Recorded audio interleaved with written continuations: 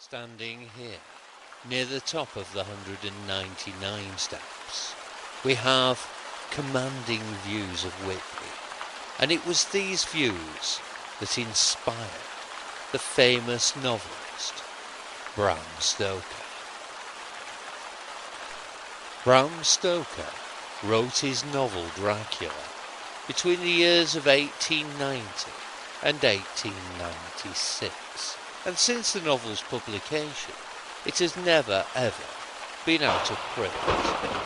Not only that, it's given birth to a whole industry, arriving at such unusual things as the vegetarian Count Dracula and Buffy the Vampire Slayer. Although strictly speaking, Dracula is a fictional story, some parts of this story are based in fact.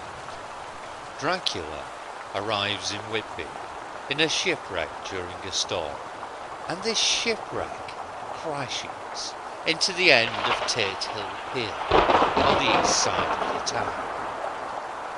This event was based on an actual happening in 1868, when during a storm, a Russian schooner was blown into Whitby Harbour, and it grounded itself on Tate Hill Beach.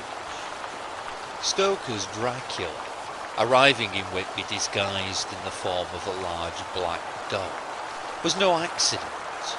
This was based on the legend of the Barghest Hound. Bram Stoker was a keen enthusiast for Whitby ghost stories and legends, and most of what you've heard on the Ghost Walk tonight, Bram Stoker would have heard himself. A lot of people credit Bram Stoker with the invention of the name and character of Dracula. Nothing could be further from the truth. Bram Stoker was a keen student of Romanian history, and during the course of his studies he came upon an almost forgotten 15th century Romanian prince known as Vlad the Impaler. Both Vlad the Impaler and his father were crusaders against the Muslim Turks, and they were very successful crusaders.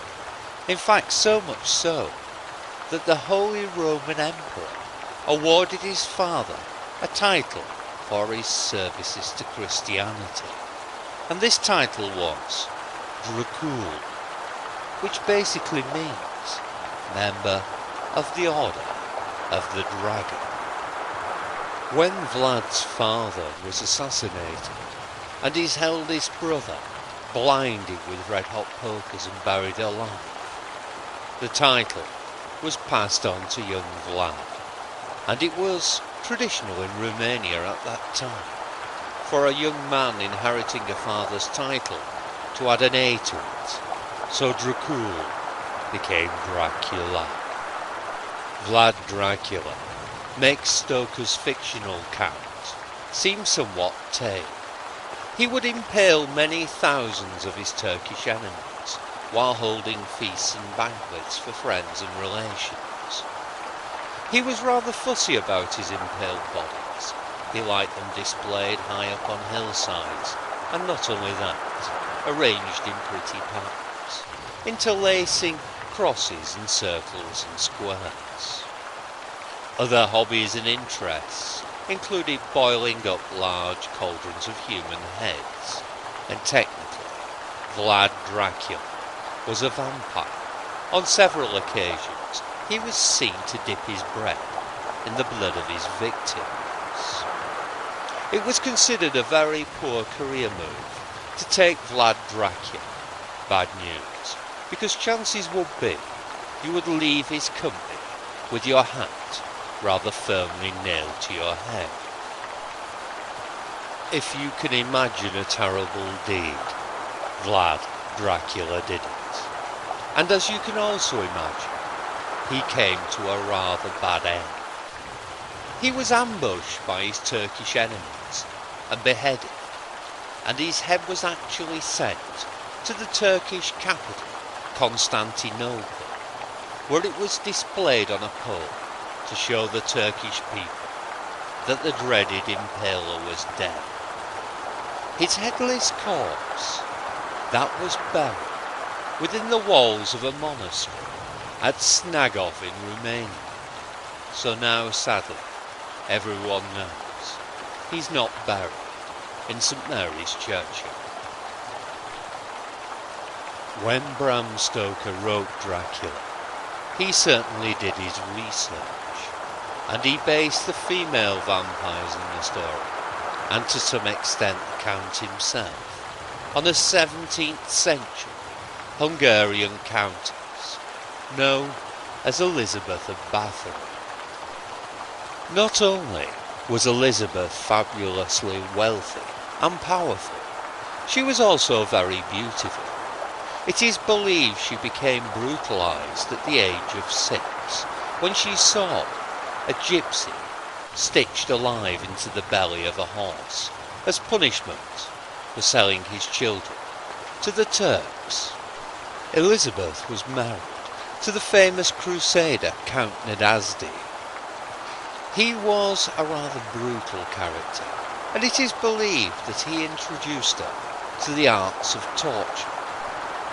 Elizabeth's life was to take a radical turn when one day, whilst out horse riding, she came upon an old witch who was blocking her path. Elizabeth, as well as being beautiful, was rather bad-tempered, and she took a horsewhip to this witch, who very understandably cursed Elizabeth back, saying that one day she would become herself as old and ugly as the witch. This curse must have gone rather deep, because Elizabeth found herself in front of the mirror for many hours, checking for lines and wrinkles, until it seemed she'd discovered the secret of eternal youth. She was beating one of her serving maids one day, and she beat this poor girl so badly that she actually bled onto Elizabeth's hand.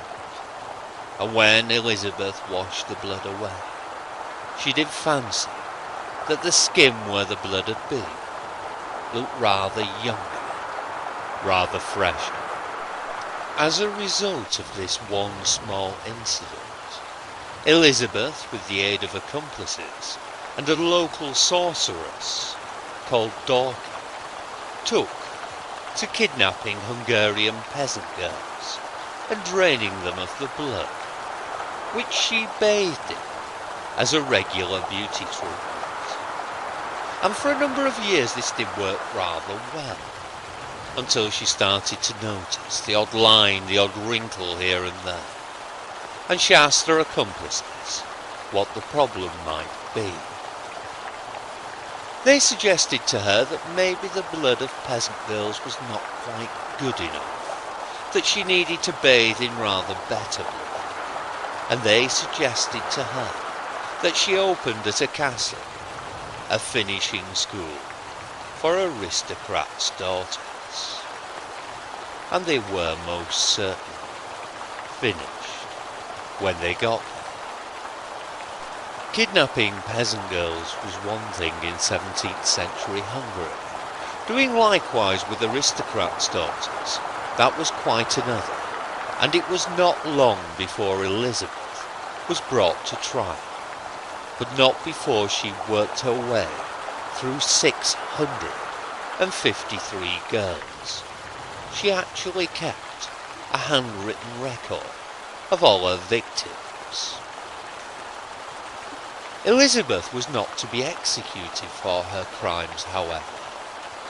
She was an aristocrat, and the Hungarian constitution of the time protected aristocrats from execution.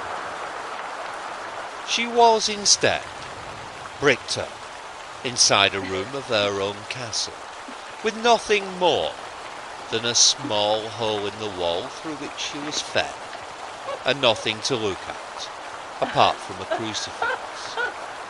It is worth mentioning that Elizabeth of Bathory died without even showing the smallest sign of any remorse.